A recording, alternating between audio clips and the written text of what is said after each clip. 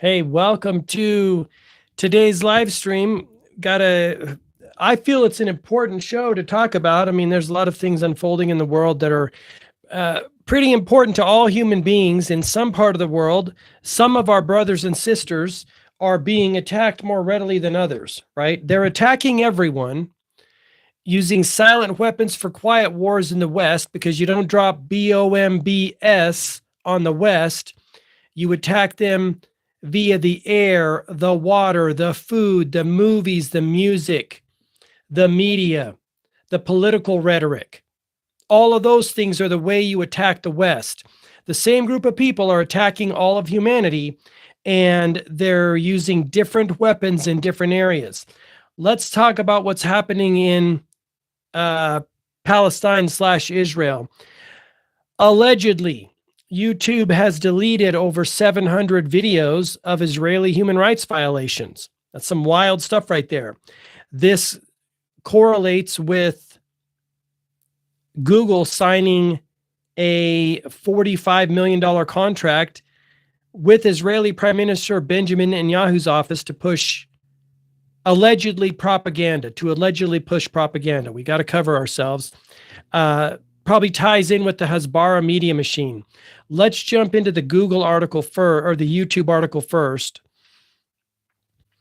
Apparently, it deleted the accounts of 3 Palestinian rights groups in October.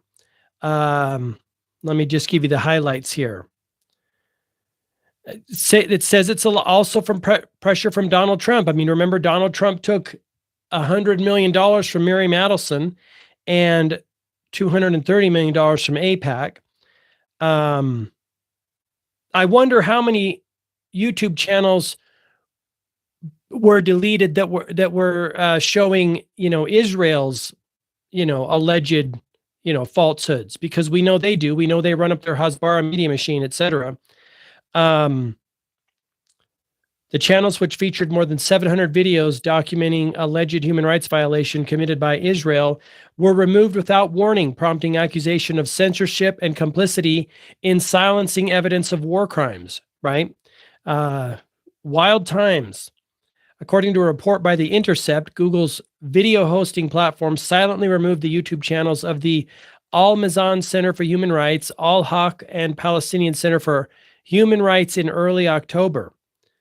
Sanctioned for seeking justice. These same organizations had been sanctioned by the U.S. State Department in September after they helped present evidence before the International Criminal Court against Israel Prime Minister Benjamin Netanyahu. Remember when he got, affected by that? It's a battle. It's a battle for the minds of Americans and people all over the world.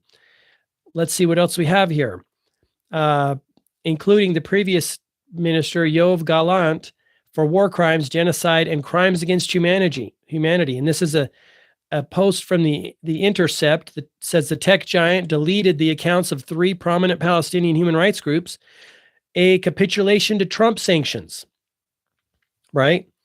The ICC would serve arrest warrants for Netanyahu and Gallant in 2024. Secretary of State Marco Rubio explained the reason for the sanction through a press release, saying these entities have directly engaged in efforts by the International Criminal Court to investigate, arrest, detain, or prosecute Israeli nationals without Israel's consent. What in the world is going on here? That's crazy. Do you need the criminals' consent? You don't need it in America. YouTube's compliance with the law. Google allegedly confirmed that the account removals were a direct result of State Department sanctions. Yikes. Google is, remember during COVID times, they were saying when Zuckerberg was removing posts, etc. I'm getting political because I see your comment. Thanks for your comment. I'm getting political because things are getting crazy in the world. Let me give you a little backstory about, and I'll jump back into the article. I never used to be political. I had never paid much attention to politics, and lo and behold, they were creeping up on humanity like nothing we've ever seen before.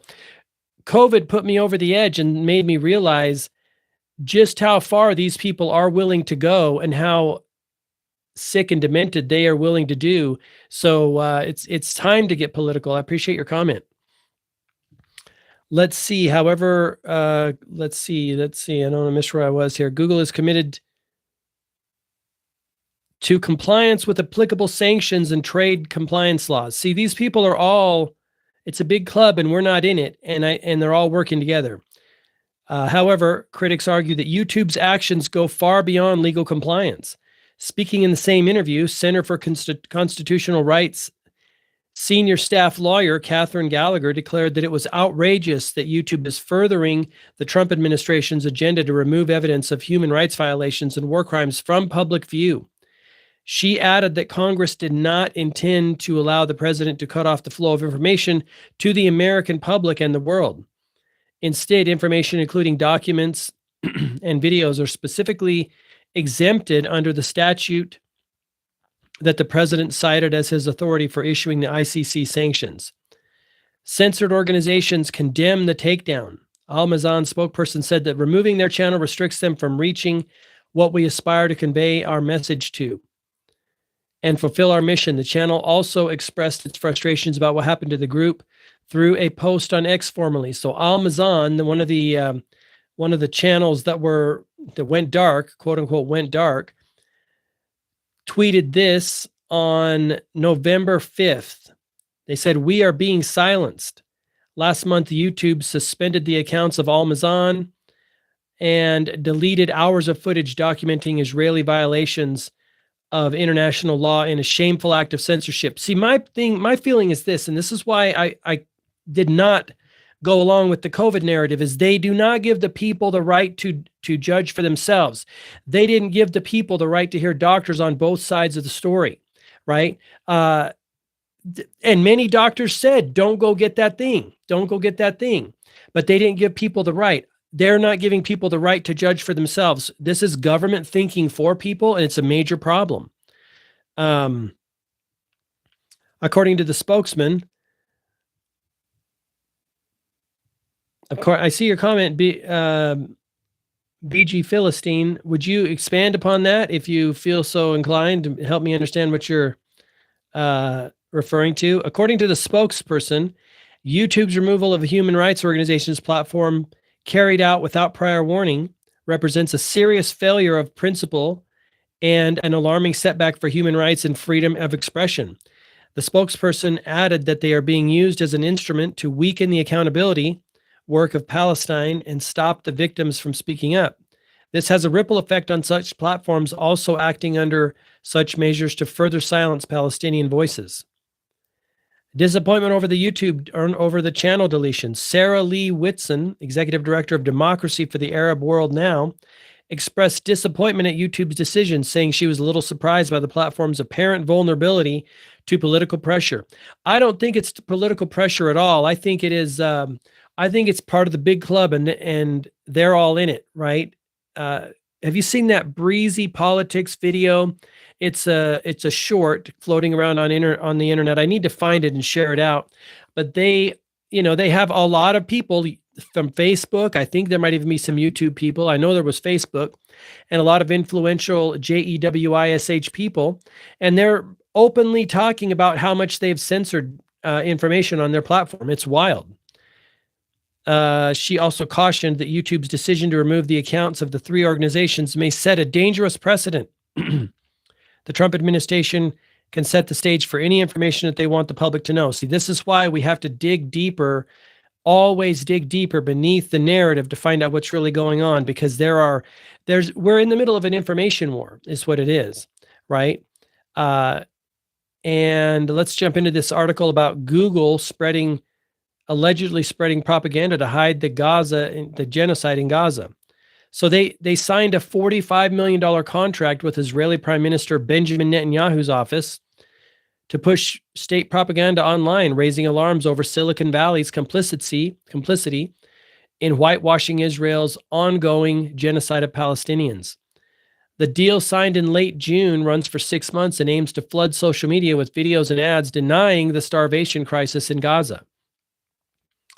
Officials have described the campaign using the Hebrew word Hasbara, a term widely understood as propaganda. That's the Hasbara, wing of Israel, right? It's their media propaganda whitewashing division.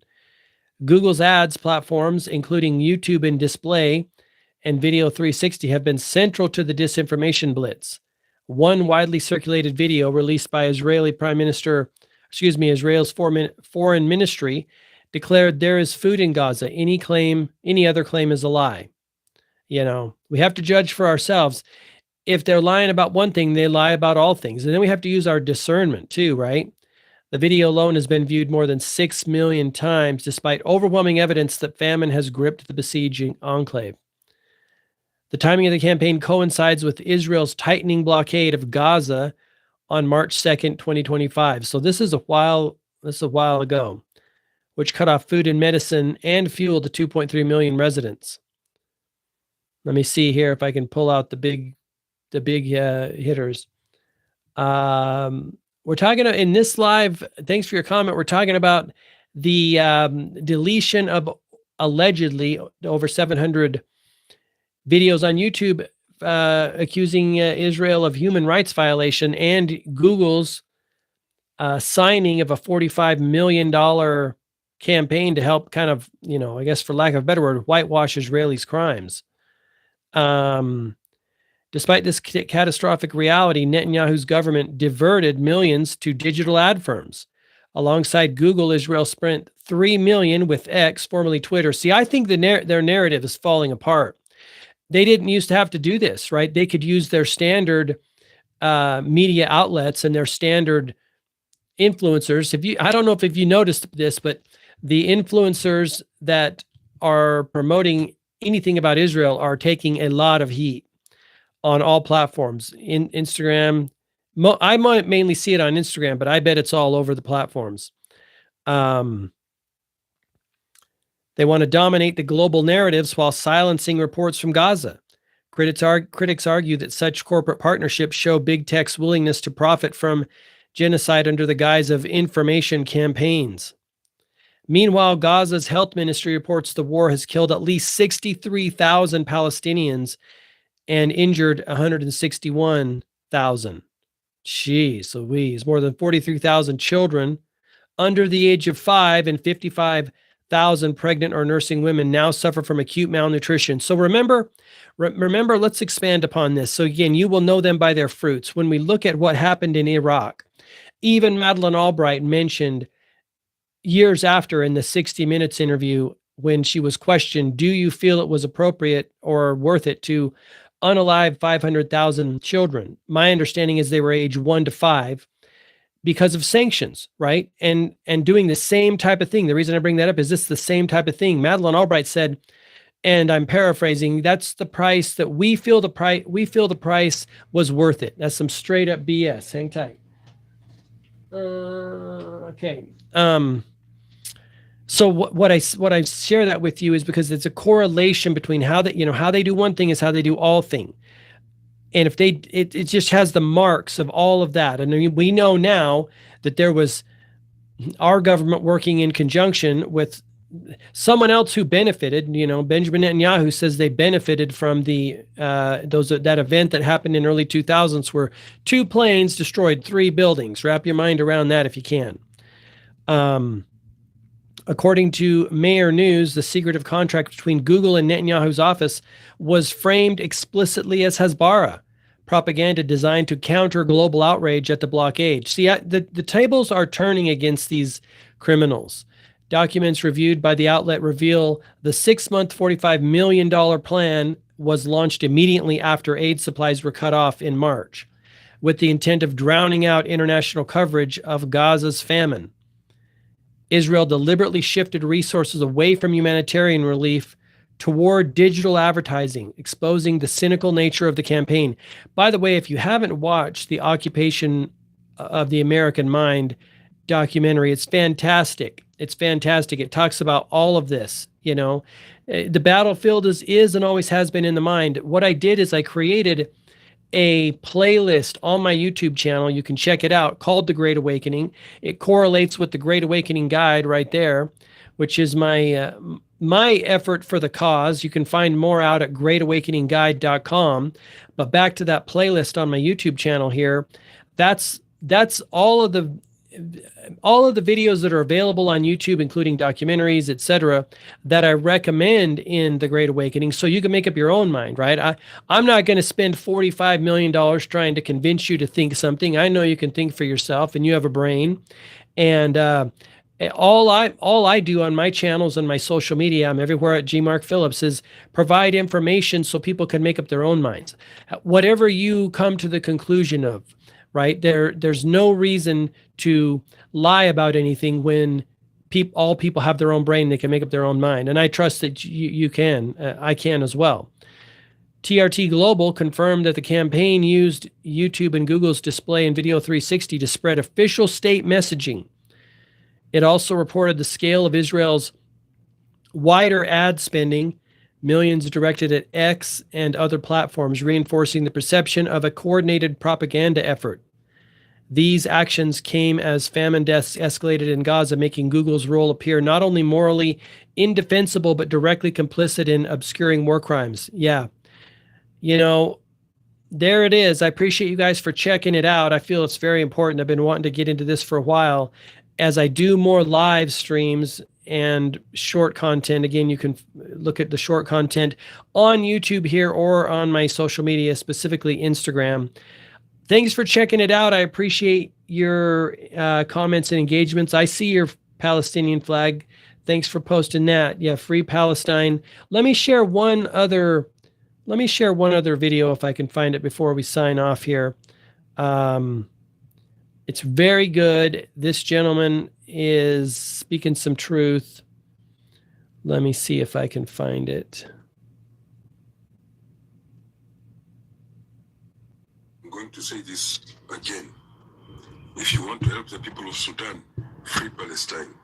If you want to help the people of Congo, free Palestine. If you want to help the Christians in Nigeria from Boko Haram, free Palestine. The people of Libya, the Somalis facing Al-Shabaab, the people in Congo facing ADF and M23, those being killed by jihadist terrorists in the Sahel, those being attacked by the terrorists in Mozambique, and all the other populations wallowing in civil war and terrorism around the world. If you want to end all this human suffering, free Palestine.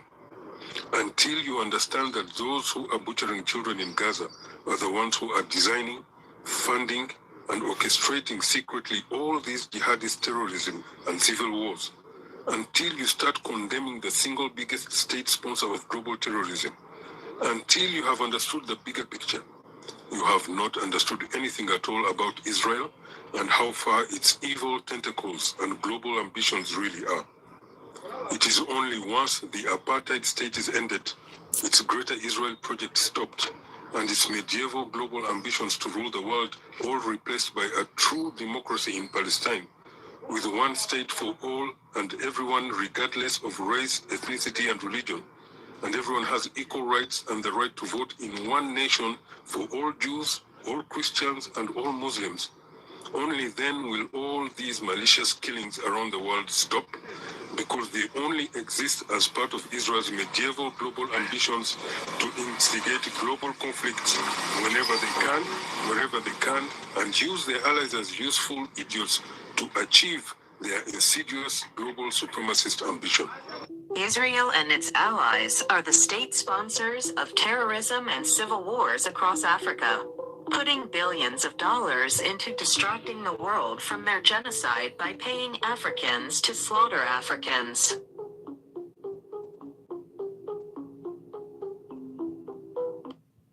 Yeah, that is, his Instagram is